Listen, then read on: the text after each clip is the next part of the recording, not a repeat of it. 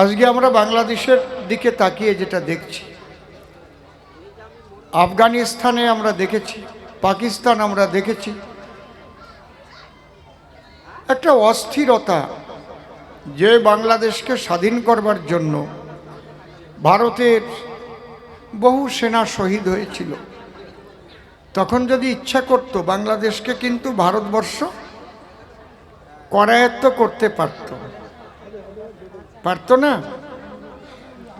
কি করার ছিল ওদের? ভারতের সেনারাই তো সব দখল করেছিল। কিন্তু আমরা ওই রকম না। আমরা চাই সবাই সার্বভৌমত্ব অর্জন করে স্বাধীনভাবে বসবাস করবে, সবাই সমানভাবে ধর্ম আচরণ করবে, প্রেম প্রীতি নিয়ে আমরা বসবাস করব। তাই তো নাকি? তোমার ধর্ম তুমি আচরণ করবে, ধর্ম তো আর খারাপ না। যে যাই বলো, হরি বলো, আল্লাহ বলো, একই তো শক্তি। তোমার যাতে যার আসে ভক্তি, তাতেই তার মুক্তি। এই ভক্তি তো দূরের কথা, মশায় যা আরম্ভ হয়েছে। যে লোকটা কোনোদিন একখান লাঠি ধরল না নামের মালা ছাড়া, কৃষ্ণ বলা ছাড়া কাউকে একটা গালাগালি করলো না, সেই লোকটারে জেলের মধ্যে ভরে রেখে চিন্ময় প্রভু একটা অন্ধকার কুঠুরির মধ্যে রেখেছে। সে টান টান হয়েও শুয়ে থাকতে পারে না, মৃত্যুর সাথে লড়াই করছে। একটা ডাক্তারও দেখায় না, তার পক্ষে একটা উকিল দাঁড়াতেও দেবে না। ভাবতে পারেন মানে কত বড় খারাপ হলে, কত বড় মানবতার শত্রু এরা। সারা পৃথিবীর মানবতার শত্রু যদি থেকে থাকে, আমি সব মুসলমানদের বলছি না, হজিকতি, তরিকতি, শরীয়তি, মারফতি মতের যে আমার লালন সাইজি মতের যারা, তারা আমার খুব আপনজন এবং তাদের নয়নে বহে প্রেমের ধারা। তাদের আমি কোটি কোটি প্রণাম জানাই। তারাও কিন্তু ওদের দ্বারাই নিষ্পেষিত, নিপীড়িত। তাদেরও ছাড়ছে না, মাজার ভেঙে দিচ্ছে। এসব গান বাজনা চলবে না। মমতাজ পলায় আছে, আর গান টান শোনা যায় না। দেখেছেন ব্যাপারটা? নকুল বিশ্বাস তার বন্ধ হয়ে আইছে নিঃশ্বাস। আমারে ফোন করে কয়, দাদা এখন কি করব? আমার একটু বিষিয়ে দেওয়ার ব্যবস্থা করো, আমি চলে আসি। আমি বললাম, কত আগে কইছিলাম রে ভাই যে আগামীতে কিন্তু থাকার কোনো উপায় নাই, চলে আসো। তখন আসলে না। আরও বাড়ি কিনিছো, ফ্ল্যাট কিনিছো, এখন দেখো। আমাদের যে অনুষ্ঠান দেখেন, যারা বসে আছে তিলক কাটা, গলায় মালা, হরে কৃষ্ণ, আমরা এই জায়গার থেকে কেউরি মারামারি শিখাই। আর ওদের জলসায় যাবেন, ওরে বাবা রে বাবা, জলসা লাগবে না। ওদের মন্ত্রীর মুখে শোনেন যে ইসলাম নিয়ে যারা জন্মগ্রহণ করে নাই তারা বলে দুর্ভাগা। এ কেউ কয়? আমরা কি কেউ রে কই যে হিন্দু ধর্মে জন্মগ্রহণ করে নাই সে দুর্ভাগা? ওই রকম কই না আমরা। কেউ হিন্দু হয়েও জন্মায় না, মুসলমান হয়েও জন্মায় না, সবাই মানুষ হয়ে জন্মায়। তারপরে কেউ হরিনাম করে, কেউ কৃষ্ণ নাম করে, কেউ আল্লাহ বলে। বলো না। আমার এই কথাগুলো সারা পৃথিবীতে ছড়িয়ে দাও তোমরা। হরিনাম আর করতে পারবেন কিনা সন্দেহ আছে। আপনার মাইক বন্ধ হয়ে যাবে কিনা সন্দেহ আছে। আমাদের আজানের টাইম হয়ে গেছে, মাইক বন্ধ করো, এইরকম হবে কিনা তা কিন্তু বলা যায় না। কারণ পরিস্থিতি পশ্চিমবাংলারও ভালো না। এই জন্যে আমরাই সনাতনীরা ঐক্যবদ্ধ থাকতে হবে। ও রাম ভক্ত, কালী ভক্ত, কৃষ্ণ ভক্ত, মতুয়া ভক্ত, অনুকূল ঠাকুরের ভক্ত, ও গাছের ভক্ত, মাছের ভক্ত, দয়ালের ভক্ত। ভক্ত হও, কিন্তু বিভক্ত হব না। আমার কথাটা মনে রাখবা।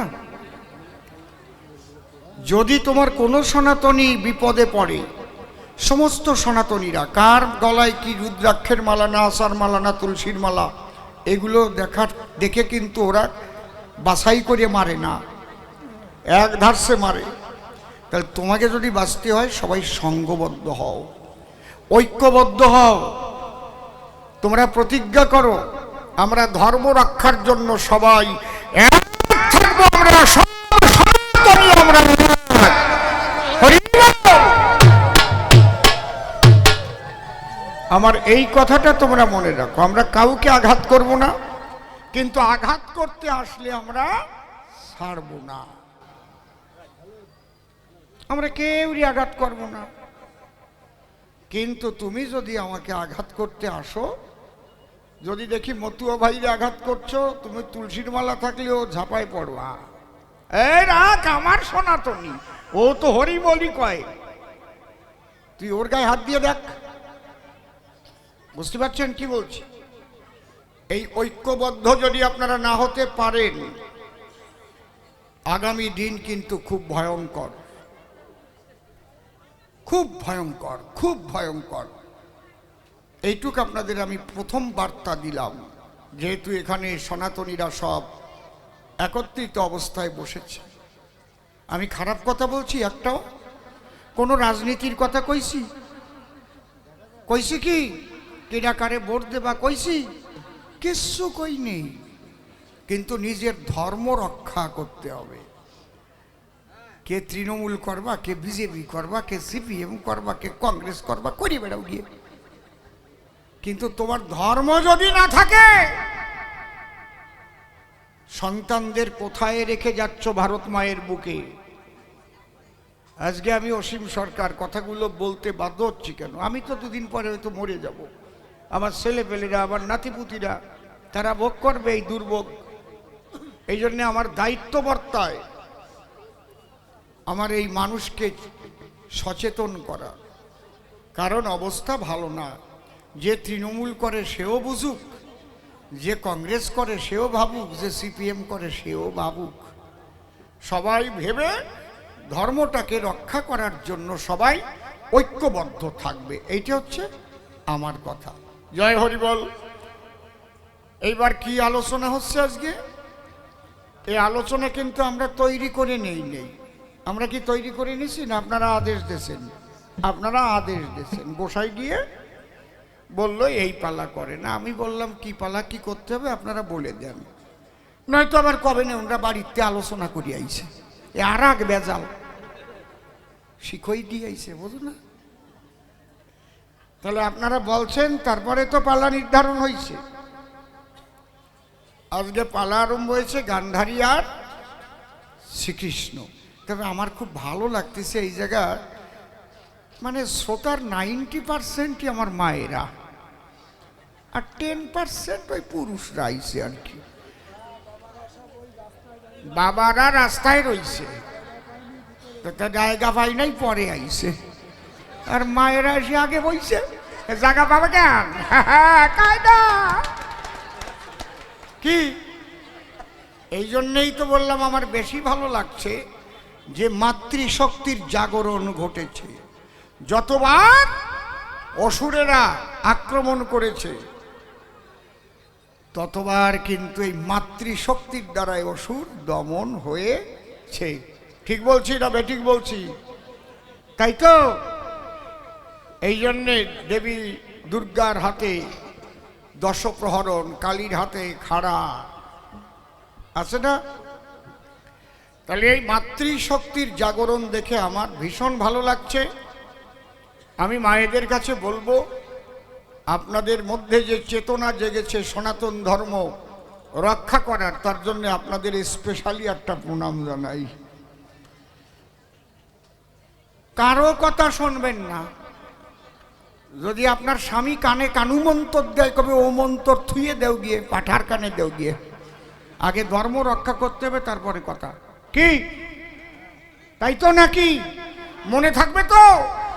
হরি বল। তাহলে আজকে গান্ধারী ধরে নাম, দাঁড়ায় সভ্য সবাধাম। আমাকে করেছে কৃষ্ণ কালকায়। ওর গেছে 100 ছেলে মরিয়ে, ও বাতাসা চাটার গল্প করে। আচ্ছা, এ কোন ধরনের হয়? যার ছেলে মরে যায় সে ওই বাতাসা চাটার শয়তানি গল্প করতে পারে? তোমাকে মনে কি হয়, তোমরা পারবা ওই গল্প করতে? 100 ছেলে তো দূরের কথা, একটা ছেলে যদি অসুস্থ হয়, না ও মরে, সেই মা পারবে?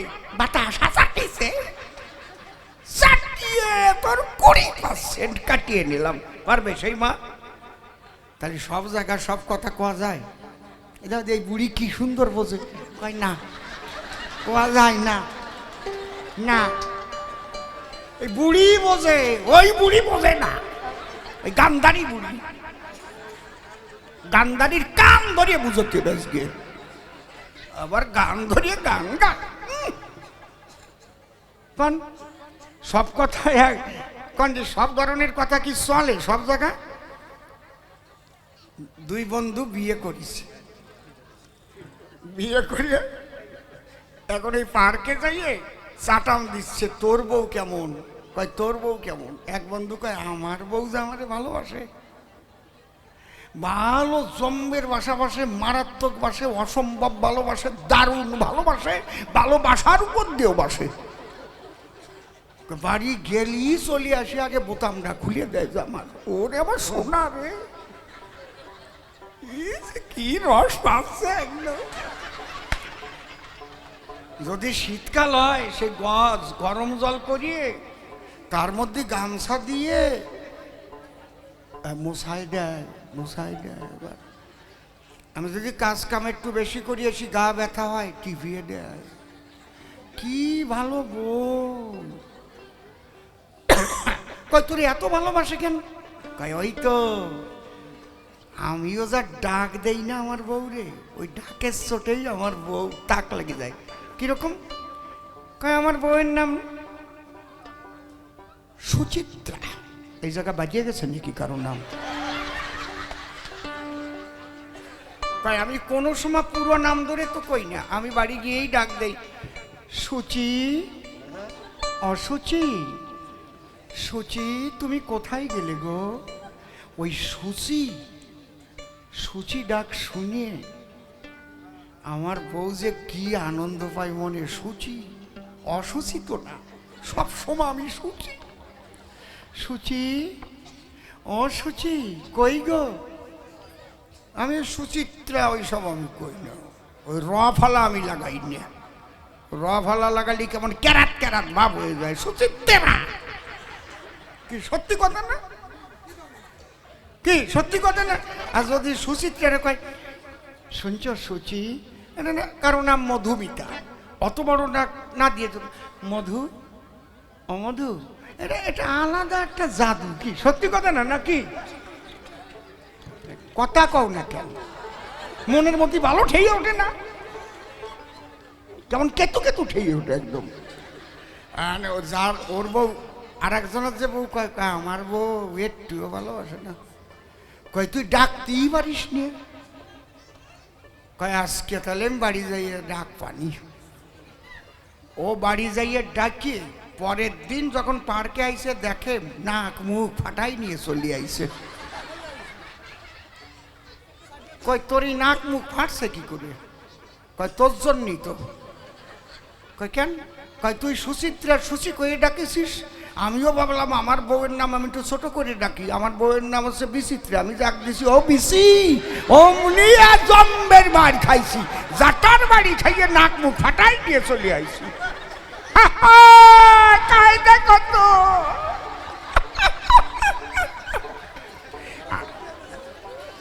আমারে চাটিছে, জাটা দিয়ে চাটিছে। আমি ভাবলাম যাক আমি একটু ভালোবাসা পাবানে, আমি যাই আরো ডাক দিছি ও বিসি, বিসি। কয় আমি বিসি? এই এই মিনসে আমি তোর বিসি?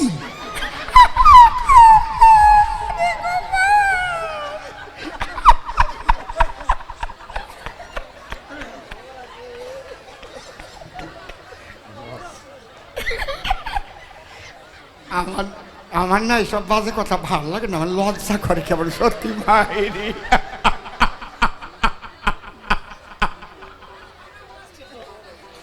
এ বাড়ি যেয়ে যেন আবার ডাক দিয়ে না ও বিসি, খাওয়াই দেবে না কিসি মিসি।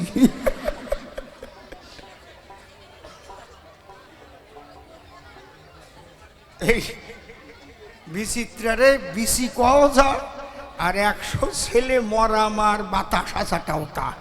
ঠিক কিনা?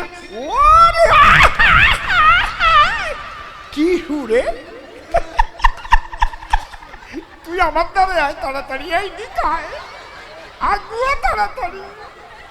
ও হাসতে হাসতে মরিয়ে গেল। হরিবল না, রস আজকে লাগবে নে। ভালো পালা কইছে আজকে, গান দাঁড়িয়ে শ্রীকৃষ্ণ। জয় হরিবল। কি আপনারা আনন্দ পাচ্ছেন তো নাকি? বিশাল আনন্দ, জম্বের আনন্দ, মারাত্মক আনন্দ।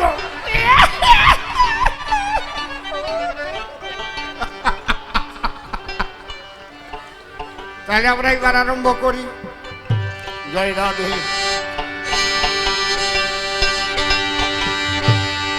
জয় জয় রাধা কৃষ্ণ নিতাই গৌর রাম সীতা মাতা পিতা হরিচাঁদ গুরুচাঁদ প্রেমানন্দে হরি হরি বল।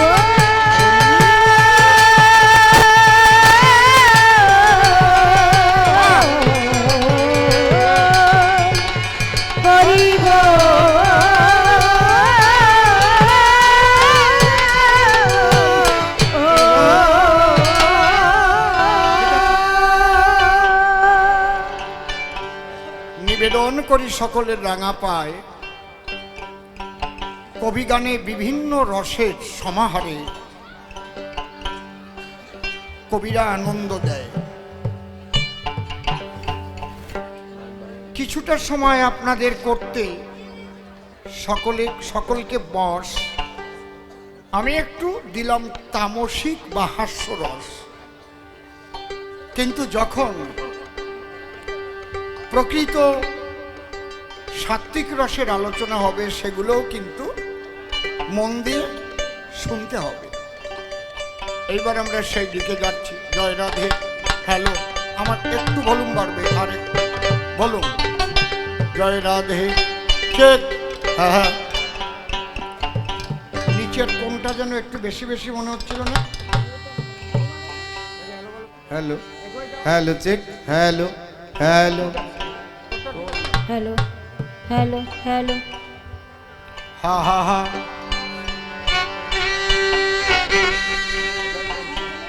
গারা রায় গারা রা রায়।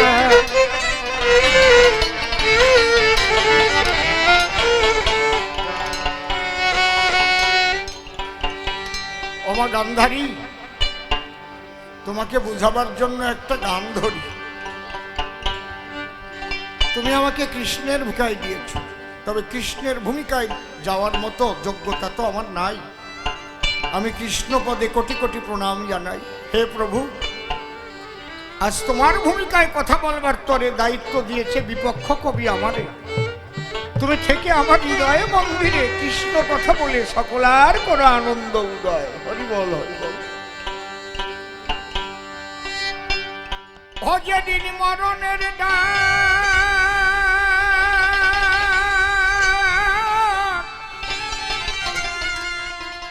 এসে যাবে,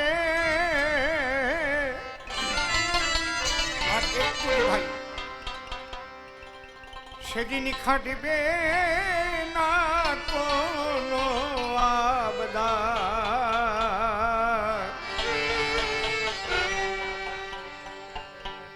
ছেড়ে যেতে হবে একদিন। এটা টোন বেশি আছে বেহালায়, আমারটাও টোন বেশি। সোনার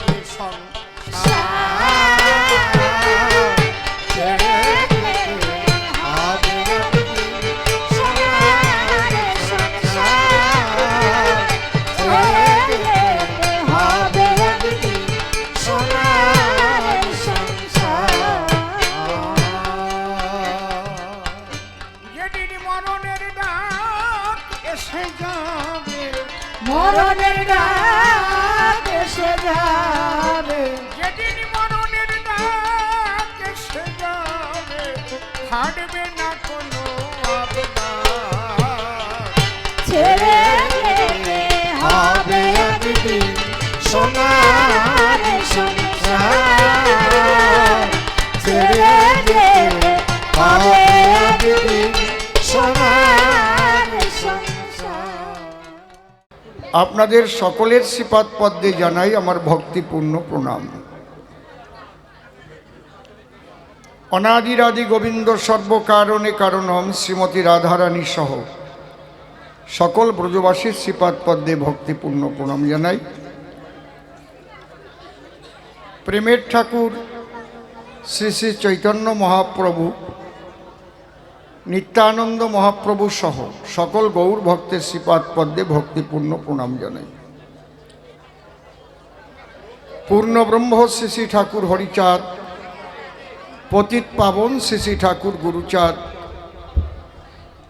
জগজ্জননী মা শান্তি সত্যভামা সহ সকল হরিভক্তের শ্রীপাদ পদ্মে ভক্তিপূর্ণ প্রণাম জানাই। আমাদের আশ্রমের ওইটা গন্ডগোল, ওইটা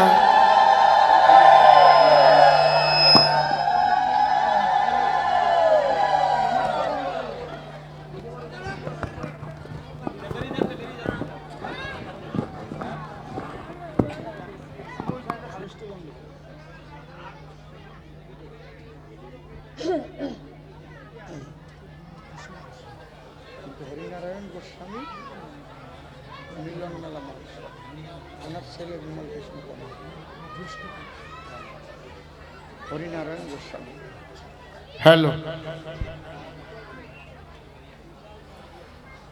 আমি শ্রদ্ধা জানাই যে বৈষ্ণব চূড়ামণি প্রয়াত হরিনারায়ণ গোস্বামী জির মিলন মেলা যে উৎসব, এই মিলন মেলা মহোৎসব তার জ্যেষ্ঠ পুত্র, সুযোগ্য পুত্র বিমল কৃষ্ণ গোস্বামী মহাশয় এবং তাদের শিষ্যবর্গ যারা রয়েছেন সকলের সহযোগিতায় এই সনাতনী সংস্কৃতি রক্ষা করবার জন্য প্রতি বৎসর এই যে মিলন মেলা মহোৎসবের আয়োজন করেন। আমি সেই বৈষ্ণব পরিবার এবং তাদের শিষ্যবর্গ বাবাজি হরিনারায়ণ গোস্বামীর সহ তার জ্যেষ্ঠ পুত্র সহ পরিবার সহ শিষ্যবর্গ সহ সকল বৈষ্ণবের শ্রীপাদ পদ্মে ভক্তিপূর্ণ প্রণাম জানাই। এই বাড়িতে আমি নূতন এলাম, কিন্তু আমি তো আপনাদের ফোনের মধ্যেও আছি, মনের মধ্যেও আছি। টোনটা একটু বেশি আছে। কোন জায়গা? বড় বক্সে? হ্যাঁ, ওই যে একটু কিলকিল করে ওঠে না, ওইটা হচ্ছে টোনের জন্য, সিনিয়জকের মতো হয়। এবার টোনটা একটু কমালে ভলিউমটা আবার একটু দিতে হয়। দেখা যাক। সুন্দর, একটু ভলিউম লাগবে, টোনটা কমেছে তো। সুন্দর হরিবাসর হয়েছে এখানে। মিলন মেলা মহোৎসবের নামের সার্থকতা আমি দেখতে পাচ্ছি। আমাদের সনাতনী সংস্কৃতির যেসব অনুষ্ঠানাদি হয় সেই অনুষ্ঠানের দ্বারাই মানুষকে ঈশ্বরমুখী করা হয় এবং জীবন দর্শনের কথা, মানুষের চলার পথের বিভিন্ন রকমের দিশারি এই গান বাজনার মধ্যে দিয়ে, কীর্তনী বলেন, রামায়ণী বলেন, কবিগানী বলেন, ত্রিনাথের মেলাই বলেন, আমাদের উদ্দেশ্য থাকে যে এই সাধুসঙ্গ বৈষ্ণব সঙ্গের মধ্যে দিয়ে আমরা ঈশ্বরের দিকে এগিয়ে যাই। আমরা কখনো কাউকে মারতেও চাই না, ধরতেও যাই না, কিন্তু পৃথিবীতে এমন একটা ধর্ম সৃষ্টি হয়েছে, আমি অবাক হয়ে যাই। সেই ধর্মটার নাম যা, তার নাম নাকি আবার শান্তি। ইসলাম মানে শান্তি, আর পৃথিবীতে যত অশান্তি ওরাই ঘটায়। আমি সর্বপ্রথমে রাধা গোবিন্দের শ্রীচরণে ভক্তিপূর্ণ প্রণাম জানাই। আমার শ্রদ্ধেয় গুরুদেব মাননীয় শ্রী অসীম কুমার সরকার সকলের শ্রীপাদ পদ্মে ভক্তিপূর্ণ প্রণাম জানাই।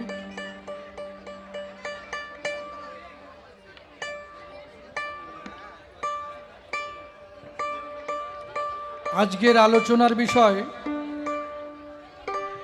ভারতের মহাকাব্য মহাভারত।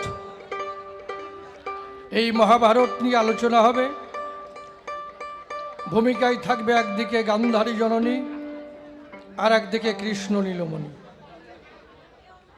এই দুয়ের মধ্যে আলোচনা হবে।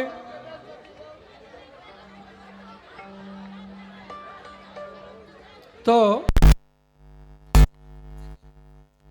ত্রুটি হয় সন্তান জ্ঞানে ক্ষমা করে জায়গা দেবেন আপনাদের পায়ে, এই আমার প্রাথমিক আত্মনিবেদন। আর একটা বিশেষ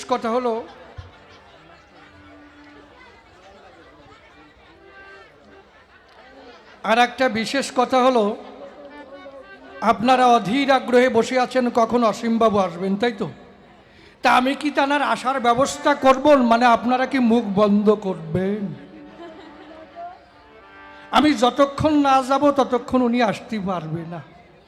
তাই যত তাড়াতাড়ি আমাদের ছাড়বেন তত তাড়াতাড়ি আসবে। কি দাদা, কি কও? তাই জন্যে আপনারা যদি কথাবার্তা বলেন তাহলে আমিও চুপ করে দাঁড়িয়ে থাকবো। আরম্ভ করতে দেরি হবে, তারপরে প্রশ্নপত্র হবে, তারপরে উনি আসবে, তারপর নাকি? জয় নিতাই। এই জন্যে চরণ ধরে করি মানা মা। আর কথাবার্তা বলবেন না? হ্যালো। তাহলে মানে কি ঘটনাটা হচ্ছে, ওই মাইকম্যান দাদার সামনেই গন্ডগোল, ওখানেই নাকি? ঠিক আছে, আর কথা বলবি না। আমার মায়েরা না বলেই নাকি আমার মার কিছু কি মা। যাক, এবার রাধা কৃষ্ণের উদ্দেশ্যে একটা ধ্বনি দিয়ে আমার ভূমিকার মধ্যে আমি যাব। হ্যালো।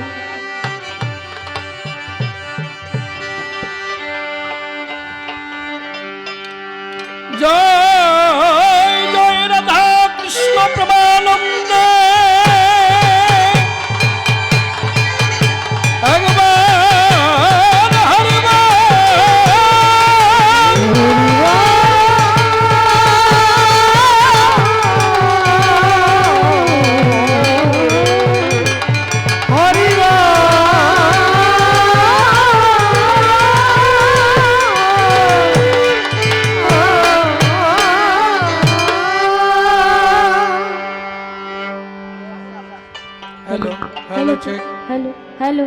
হ্যালো।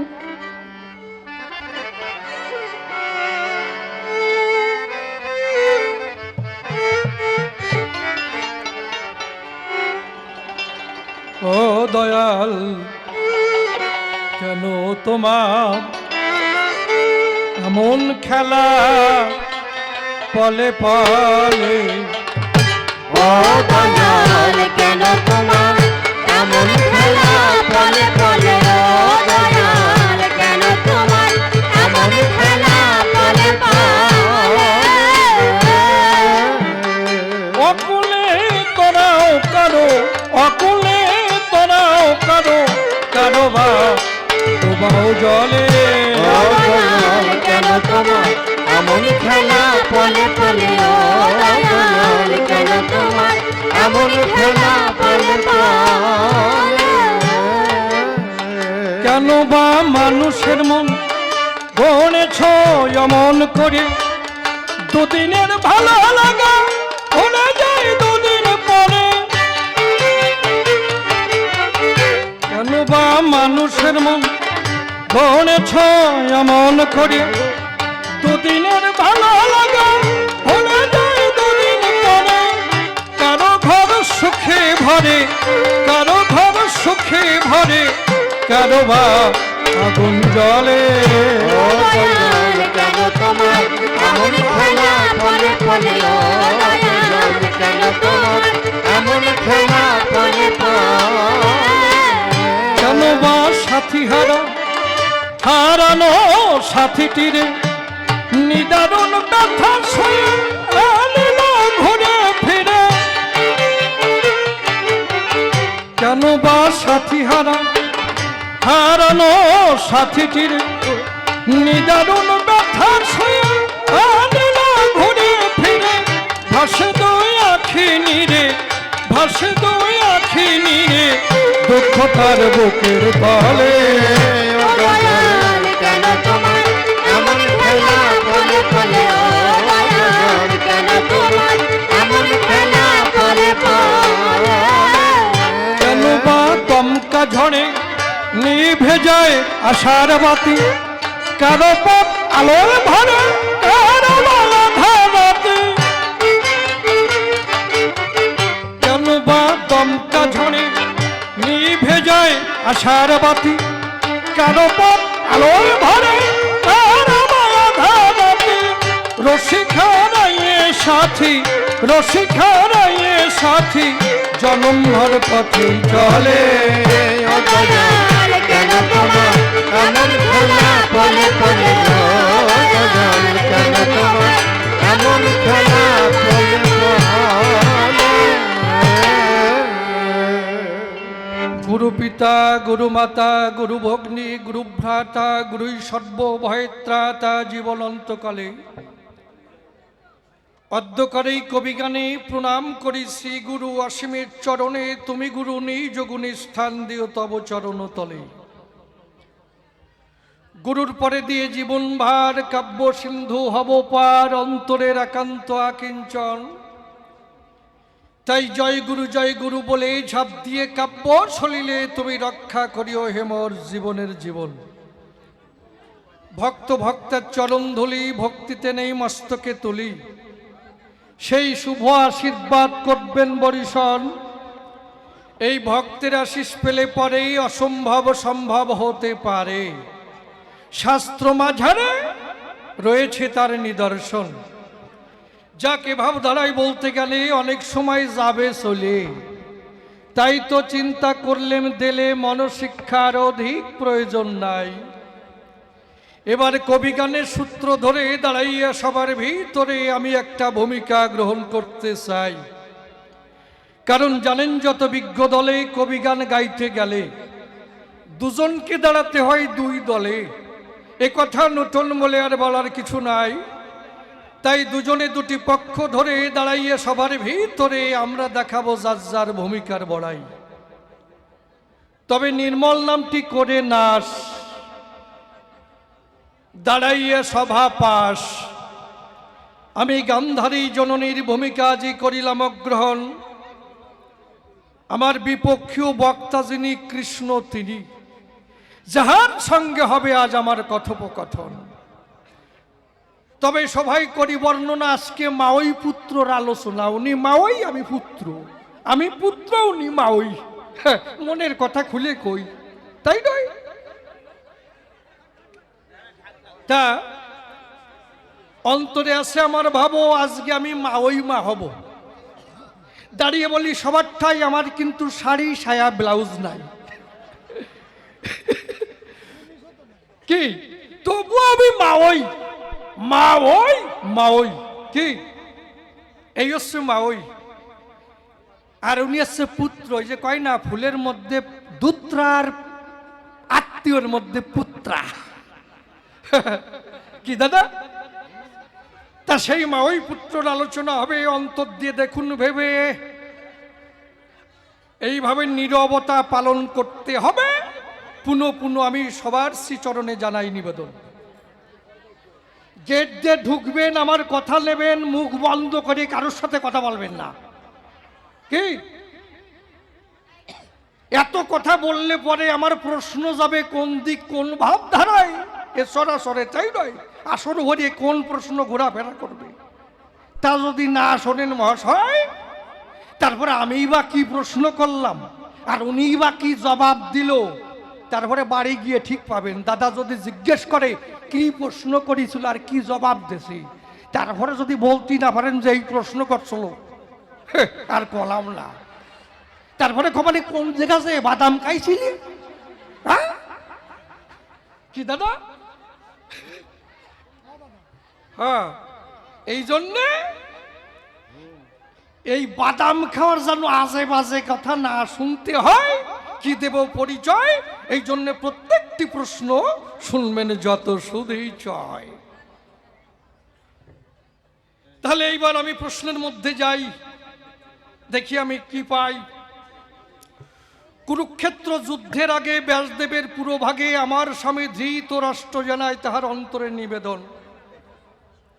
শুনো হে ব্যাস গোসাই, ওই যুদ্ধ আমি দেখতে চাই, কিন্তু দেখার মতো তো আমার চক্ষু নাই, তাই আমাকে দিব্য দৃষ্টি করো হে অর্পণ।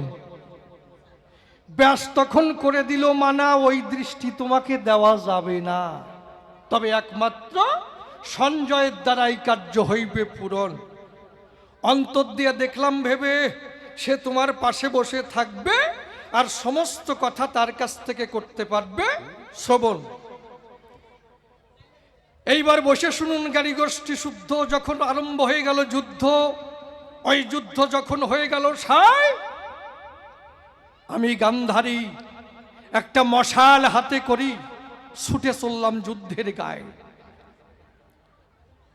গিয়ে বুঝতে পারি তাই আমার শতপুত্রের মধ্যে এক পুত্র মোর বেঁচে নাই। একে একে সমস্ত পুত্র মোর হয়েছে নিধন। কারো মস্তক আছে ধর নাই, ধর আছে হস্ত নাই, হস্ত আছে পদ নাই, এমনি ভাবে ছিন্ন ভিন্ন অবস্থায় পড়ে আছে। কি বলবো সবাই, এইভাবে যখন কান্না করছি, খুলে বলি সবার কাছাকাছি, আর চারিদিকে রুধির ধারা বইছে তাই। চারিদিকে রুধির ধারা, বীজ হয়েছে দিশে হারা। এই দৃশ্য কি কবু সহ্য করা যায়? আমি হয়েছি মর্মাহত। বসে শুনুন সুধী শত। এমন সময় পেছন থেকে একটা কুটিল হাসি শোনা যায়। আমি ভাবলাম তাই, আমার তো কেউ বেঁচে নাই, সমস্ত পুত্র মোর একে একে হয়েছে নিধন, কিন্তু আমার দুঃখের সময় কে পেছন থেকে হাসি দেয়? পেছন থেকে যখন করি দরিশন, কি বলবো সবাই, আমি দেই পরিচয়। এই হাসির মূল কারণ ওই কৃষ্ণ দয়াময়। কারণ কেউ যদি শোকে মগ্ন থাকে, তাই নয়, বিভিন্ন সান্ত্বনা বাণী দেয় তাকে। কারা? স্বজন সুজন আত্মীয় বন্ধু বান্ধব থাকলে বিভিন্নভাবে সান্ত্বনা বাণী দেয়, বোঝাই না যে মা আর কান্দে না, তোমার পুত্রগণ মারা গেছে, খুলে বলি তোমার কাছে আর ফিরে আসবে না, তুমি আর কেঁদো না, বলে না? ভাই বোন এগুলি বলে, পুত্র মরলে বলে, কন্যা মরলে বলে আর কেঁদো না, যা আবার হয়ে গেছে, বোঝাই না? তা আপনাদের কারো যদি কেউ মারা যায়, এমন সময় পেছন থেকে যদি কেউ হাসি দেয়, কি অবস্থা হয়? একটু চোখ বুঝি ভাবেন। কি বলবো সবার কাছাকাছি।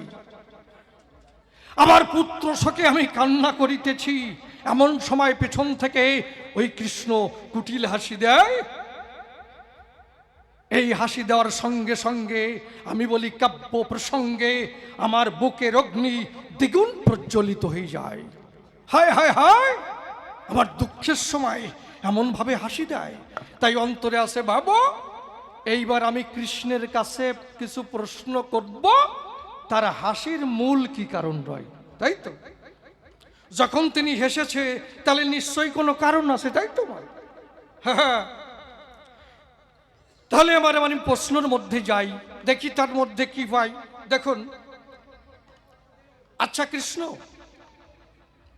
আমার শতপুত্র গেছে মরিয়ে, আমি দুঃখে মরি সরাসরে, এমন সময় তুমি পেছন থেকে হাসি দিলে কেন? তুমি আমার কথা নেবে, পরিষ্কার করে জবাব দেবে। এই পরিষ্কার জবাব তুমি সবাই আজকে আনো। কি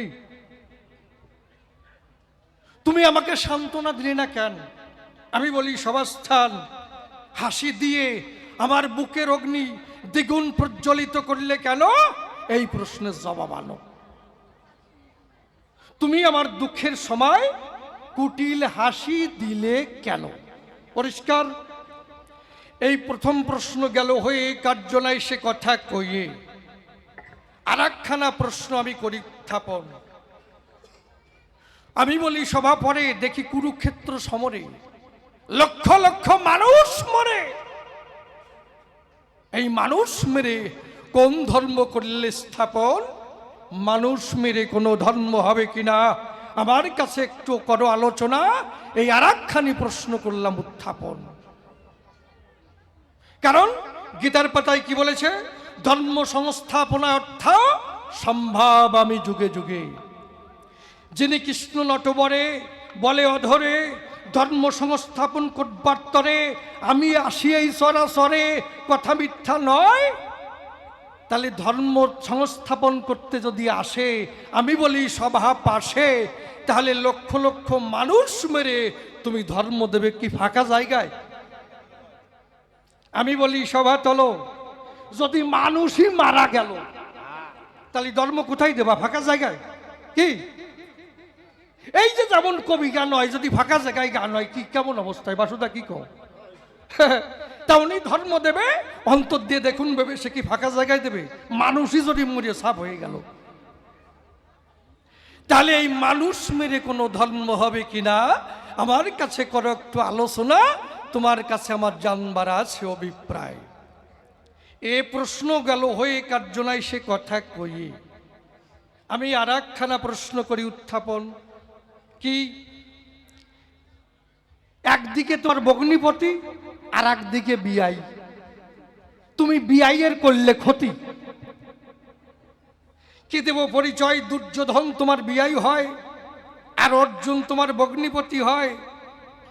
তাহলে অর্জুন হলো ভগ্নিপতি, আমি বলি তোমার সম্প্রতি। বিআইয়ের কেন করলে ক্ষতি? তাই নয়? আচ্ছা, বিআই আর বিআন এর থেকে কোনো কাছের সম্পর্ক আছে কি কও? হ্যাঁ, অন্তর দিয়ে দেখুন ভেবে যখন সিনেমায় যাবে কি, তারপরে আবার কত জায়গায় যাত্রা হয়। কি দেবো পরিচয়? বিআই রে খবর দেয় বিআন, তাড়াতাড়ি আসো বিআই, আজকে দিন পাইছি। তাই না? তখন বিআন নিয়ে দুইজন চলে যায়, কি যায় না? কত জায়গায় কবি গান হয়, যায় না? তারপরে এক জায়গায় বসে, খালি কি বসে, ওই জায়গায় আবার পাপড় ভাজা খায়, বাদাম ভাজা খায়। তাই না? এটা বিআই বিআনির সম্পর্কটা আলাদা। হ্যাঁ, মানে বিআই আর বিআইন এই নামটা শোনার সঙ্গে সঙ্গে 32টে দাঁত বেরোয় যায়, যায় না? ওইটা ওনার বেরোয় গেছিল। ওরে আমার বিয়ান রে। কি দাদা? তাহলে এই যে বিআই বিয়ান সম্পর্ক, তাহলে দুর্যোধন তোমার বিআই হয়, কি দেব পরিচয়? সেই বিআইয়ের ক্ষতি করলে কেন? তাই নয়? বিআই বড় না ভগ্নিপতি বড়, এর একটা মীমাংসা করো। আর তুমি হচ্ছে নিরপেক্ষ কৃষ্ণ জনার্দন, তোমার থাকবে না কোনো পক্ষাপক্ষ, নিরপেক্ষ কৃষ্ণ জনার্দন। তুমি কেন একটা পক্ষ নিলে? খুলে বলো সভা তলে, অর্জুনের সারথ্য করেছ গ্রহণ, তাই নয়? তাই তোমার এই কুরুক্ষেত্র যুদ্ধে কোনো পক্ষপাতিত্ব দোষ আছে কিনা আমার কাছে একটু করো বর্ণনা। এইটা আমার জানবার অভিপ্রায়। কারণ দুই পক্ষর যুদ্ধ হলো, খুলে বলি সভা হলো, একটা হচ্ছে পাণ্ডব পক্ষ আর একটা হচ্ছে কৌরব পক্ষ। একেবারে কৌরব পক্ষ একেবারে শেষ হয়ে গেল, সায় শেষ। দাঁড়িয়ে বলি সবার ঠাই, আর বাতি দিতে কেউ নাই। আর দেখি পঞ্চপাণ্ডব একেবারে বুক ফুলিয়ে ঘুরে বেড়ায়। আচ্ছা, কারো সঙ্গে যদি কারো মারামারি হয়, সবই তো মায়েরা, বাবাদের কথা যে কি বলবো ঠিক পাই না। ধরেন একজনের সঙ্গে ঘুষি বাঁধলো, তা একজন যদি 10টা ঘুষি দেয়, যে দুর্বল সে কি 8টা ঘুষি দিতে পারবে না? ঘুষি না দিকে একটা ঠেলা দিতে পারবে না, না দিতে পারে একটা নোকের আচর দিতে পারবে না। তাহলে পাণ্ডব পক্ষ কৌরব পক্ষ যুদ্ধ হলো, এদিকে কৌরব পক্ষ শেষ হয়ে গেল, আর এদিকে পাণ্ডব পক্ষের একটা নকির আচরও লাগলো না। কি সত্যি কথা না? আপনি কোন লাগে নাই? তাহলে পাণ্ডবদের এমন কোন গুণ ছিল আমার কাছে খুলে বলো, তারা জগতে বুক ফুলিয়ে ঘুরে বেড়ায়, বেঁচে থাকলো, আর এই আমার পুত্ররা কেন মারা গেল? কি তুমি আবার কথা নেবে, পরিষ্কার করে বুঝাইয়ে দেবে, এক এক করে জানবার আমার আছে অভিপ্রায়। তবে কৃষ্ণ তোমারে করি মানা, আমার জবাব দিতে আসে কোন রকম তুমি চালাকি করে সরিয়ে যাবা না। কারণ তুমি কৃষ্ণ চতুরের শিরোমণি, কি চালাকের তোমার সীমা নাই, তাই নয়? একটা গল্প মনে পড়ে গেছে, বলবো? আপনারা কি কর বলবো? চালাকি মোটে করবা না, জল কই, চালাকি মোটে করবা না, তোমারে পরিষ্কার একদম ভাষায় বুঝাই দিচ্ছি ভাই, কি কও?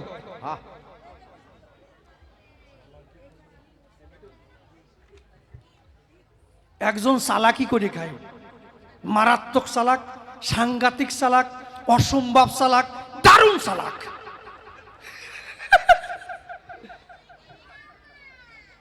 তা ও যে চালাকি করে খায়,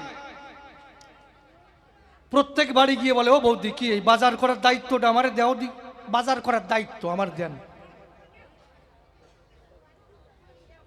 আপনারা কেন বাজার করে খাবেন?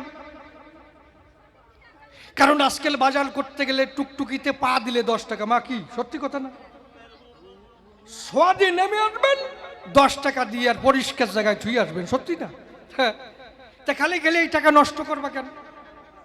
বাজারের টাকা আমারে ধরাই দিবা আর ব্যাগ দিবা, আমি বাজার করে এনে দেবো, তোমরা খাবা।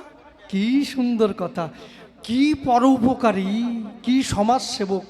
হ্যাঁ, তোর পেছনে কিছু না থাকে পারে। ওর কাজটা আছে শতকরায় 20% মেরে খাওয়া। 100 টাকা দেবেন, 20 টাকা নাই। তাই এক গ্রামে অন্তত 45 ঘরের নিচে থাকে না, কি সত্যি কথা না? তা 45 ঘরে যদি প্রত্যেক ঘরে 100 টাকা করে দেয়, ওরে কপাল রে, টাকার গরম কত, 20 টাকা করে মারছে। তা সবার জন্য বাজার করে ছোট চিংড়ি, ওই যে ছোট ছোট আছে না, ছোট চিংড়ি, ছোট তেলাপিয়া, ছোট চান্দা মাছ, ছোট চেলা মাছ। কি দেব পরিচয়? আর ওর বাড়ির থেকে ইলিশ মাছের গন্ধ বেরোয়। আরে কবা, কারণ পরের টাকা মারা, গন্ধ বেরোবে না কেন, নাকি? তা ওই গ্রামে আসে একজন মারাত্মক সাংঘাতিক কৃপণ। ও মনে মনে ভাবে, তো শালা চালাকি করে খায়, কেউ ঠিক পায় না, ওরে আজকে বুঝাবো, দেখি কেমন চালাক হয়েছে, একটু পরীক্ষা করি। ও ডাক দিয়ে বলছে, ভাই আমার একটু বাজার করে আনি দেওয়া চাই। ও বলছে, কি বাজার করতে হবে? এই কাজ করেই তো আমি খাই। বলে, বাতাসা। বলে, কয় কুইন্টাল? কুইন্টাল? কুইন্টাল গরজ কত? বলে, তুই কয় কেজি? কয় কেজিও না, 1 পয়সাও রাতে ধরাই দিছি, 1 পয়সা। বলে, ভাই আমার এই 1 পয়সার বাতাসা এনে দেওয়া চাই।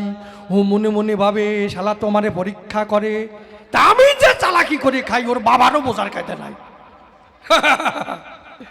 1 পয়সা যখন দিল, তাই নিয়ে বাজারে চলে গেল। দোকানিকে ডেকে বলল, ভাই 1 পয়সার বাতাসা দেওয়া চাই। দোকানি কি করে, 1 খান বাতাসা একটা ঠোঙার মধ্যে ভরিয়ে ও রাতে তুলে দেয়। যখন দিল, তাই নিয়ে এলো। এইবার কৃপণের হাতে তুলে দিচ্ছে, এই যে আপনার বাতাসা। কৃপণ বাতাসার ঠোঙা হাতে নিয়ে মুস্কি হাসি দিয়ে বলছে, কি ও শোনাচ্ছান, পরেরটা মারিয়ে খাও, আমারটা মারতে পারলে না? কে পরেরটা মারিয়ে খাও, আমারটা মারতে পারলে না? আর ওই যে চালাক, ও বলছে, তুমি ভাবলে কি করে, তোমারটা না মেরে ছেড়ে দিছি। কয় তার মানে? কয় ঠুঙ্গা খোলো, তোমার 1 পয়সা। ও তো আর মারার জায়গা নাই, মারার জায়গা পেলাম না, তাই বাতাসার তলায় চাটিয়ে 20% তুলে নিয়েছি। ও ঠুঙা খুলে দেখে, ওরে শালা এখনো লাগানো রয়েছে, জিউ ভাল লালা, পরের লালা কি খাওয়া যায়? ছুঁড়ে মারিস ওর গায়ে। ও টপ করে ধরে গিলে বলছে, বর্দা ঘটনাটা কি ঘটলো এই জায়গায়? আমি তো শতকরায় 20% মারিয়ে খাই, তোমার যখন সহ্য হলো না, আমি একেবারে পুরোপুরি 100% বাড়িয়ে চলিয়ে যাই। এই জন্যে কৃষ্ণ তোমারে করি মানা, আমার জবাব দিতে এসে কোন রকম চালাকি করে সরিয়ে যাবা না। যাক, তবে আর বেশি বলে কার্য নাই সভাস্থলে। এইবার করি একখানা গানের আয়োজন। আছেন যত বিজ্ঞ শ্রোতা, পালন করে নীরবতা, আমার গানের দিকে রাখেন দিয়া মন।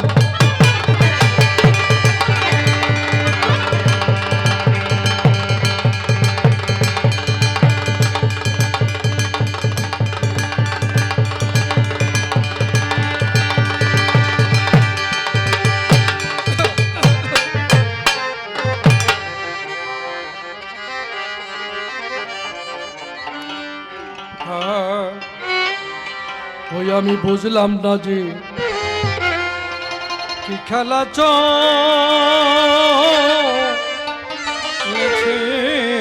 নিরন্তর। আমি বুঝলাম না যে কি খেলা চলেছে নিরন্তর। আমি বুঝলাম না যে কি খেলা চলেছে নিরন্তর।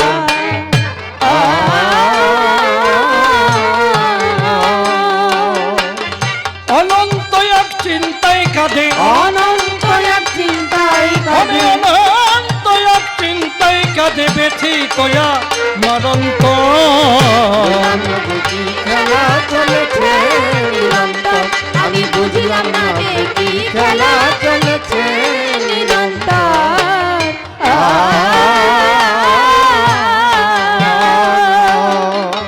তবে প্রথম সৃষ্টিধারা প্রবাহে ভেসে প্রাণের কণা প্রকাশিল মানুষের বেশে। ও মানুষের দেশে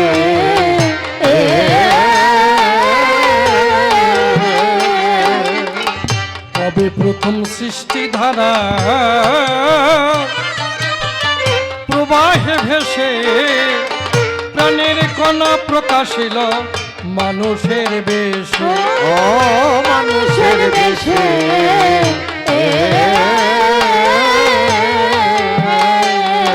এসব যার ইচ্ছায় হয়েছে কেসে, যার ইচ্ছায় হয়েছে এসব যার ইচ্ছায় হয়েছে কেসে তারই খুঁজি জীবন বুঝলাম না যে কি খেলা চলেছে নিরন্তর।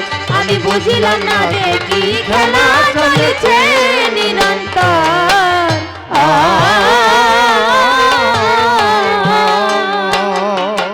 অনন্তকাল রকেট যদি চলে অনন্তে পৌঁছাবে কি কোনোদিন সে অনন্তের প্রান্তে। ও সেই অনন্তের প্রান্তে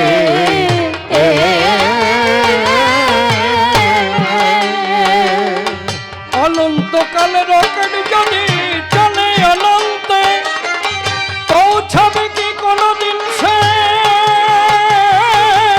অনন্তের প্রান্তে। ও সেই অনন্তের প্রান্তে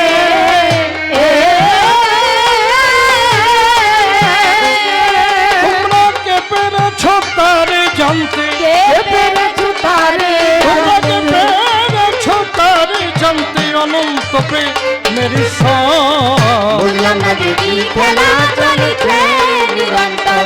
আমি বুঝলাম না যে কি খেলা চলেছে নিরন্তর।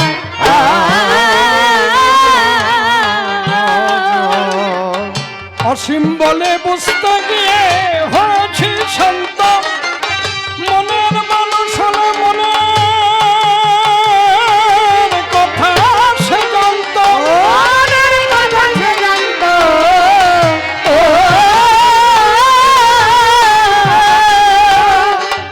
অসীম বলে বুঝতে গিয়ে হয়েছি শান্ত, মনের মানুষ হলে মনের কথা সে জানত।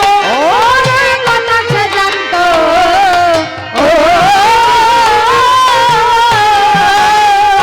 আমি অনন্ত পথের এক পন্থ, অনন্ত পথের আমি অনন্ত পথের এক পন্থ সদা কাঁদে এই অন্তর। বুঝলাম না যে কি খেলা চলেছে নিরন্তর। আমি বুঝলাম না যে কি খেলা চলেছে নিরন্তর।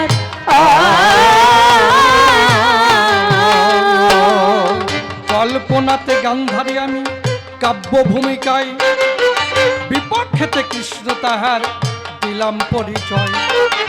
যেভাবেতে প্রশ্নমান আজি করলেম দান, আপনার অবশ্য শুনেন সদা বুদ্ধি প্রাণ।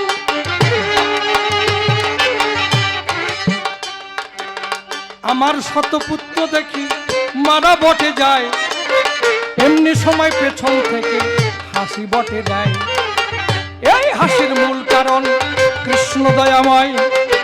এইখান থেকে প্রশ্ন করব দাঁড়িয়ে সবাই, আমার দুঃখের সময় এসে হাসি দিলে কেন? তাই খুলিয়া বলো তুমি সভ্য সবস্থান। এই হাসির মূল কি আলোচনা করিয়ে বুঝাইয়ে দিয়ে যাবে সবারই ভিতরে। ক্ষেত্র সমরে লক্ষ লক্ষ মানুষ মারা যায়, মানুষ মেরে কোন ধর্ম দেবে পরিচয়? মানুষ মেরে এ জগতে ধর্ম হবে কিনা, তাই একটু সভা বাজে করবে আলোচনা। একদিকেতে তোমায় দেখি বিয়াই বটে হয়, আর একদিকেতে ভগ্নিপতি দিলাম পরিচয়। বিয়াইয়ের কেন এত বড় ক্ষতি বটে হয়, সেই কথা জানতে আমার আছে অভিপ্রায়। বিয়াই বড় না ভগ্নিপতি বড় জানিবার চাই, ভালো করে বুঝাইব সভ্য সবার ঠাই। তুমি কৃষ্ণ নিরপেক্ষ বলিয়ে সভায়, একটা পক্ষ কেন নিলে তাই বলবে আমায়। পক্ষপাতিত্ব দোষে তুমি দোষী কিনা, সভা মাঝে তুমি একটু করবে আলোচনা। এই তো প্রশ্ন করেছে দাঁড়িয়ে সভায়, আপনারা বসে বসে শুনলেন সুবিচয়। পাণ্ডবরা যে জগতে বেঁচে বটে রলো, কুরুবংশ এ জগতে সাপ হয়ে গেল, কৌরব বংশ এ জগতে সাপ হয়ে গেল। কোন গুণে পাণ্ডবরা বেঁচে বটে রয়, বেঁচে থাকা তত্ত্বই আমার জানার আছে অভিপ্রায়। এই তো প্রশ্ন করেছি দাঁড়িয়ে সভায়, আপনারা বসে বসে শুনলেন সুবিচয়। তবে প্রশ্নকর্তার বেশি বলা নিষ্প্রয়োজন, আমার মতো ভাব এখানে করব সমাপন। এরপরে জবাবদাতা সভাতে আসিবে, তাহার ভাবের কথা খুলিয়া বলিবে। ওই দেখি এরপরে এসে কোন কথা কয়, কোন ভাবের ভাব ধারায় উঠাইয়ে লয়। অন্তরে অন্তরে হবই আমি সুখী, জবাব দিতে যখন থাকবে না আর বাকি। এই গুরুদেবের চরণে প্রণতি জানাই, তাহার যা ইচ্ছা বটে করে যান তাই। যদি কান্দারি হয়ে বসে কারো নাই, ভাঙাতারি হলো তার পারি উঠে যায়। উঠুক না তোমার তোমার ধরো পারি, ভাঙাতারি হলো তার উঠে যাবে পারি। যাক তবে বেশি বলে নাই প্রয়োজন, আমার মতো ভাবে এখানে করে সমাপন। এদিকে আছে আমার যত রক্তগণ, মনে করে যাই সবার চরণ ধুলি দেবে আমার শিরে যায় গেলে। এদিকে আমার ভক্তি জাতি ভ্রমণ করে যায় সবার সম্প্রতি। এই পর্যন্ত আমার ভাব সাঙ্গ হয়ে গেল। যার যার মাতা পিতা প্রেমানন্দ বদল ভরে একবার হরি হয়।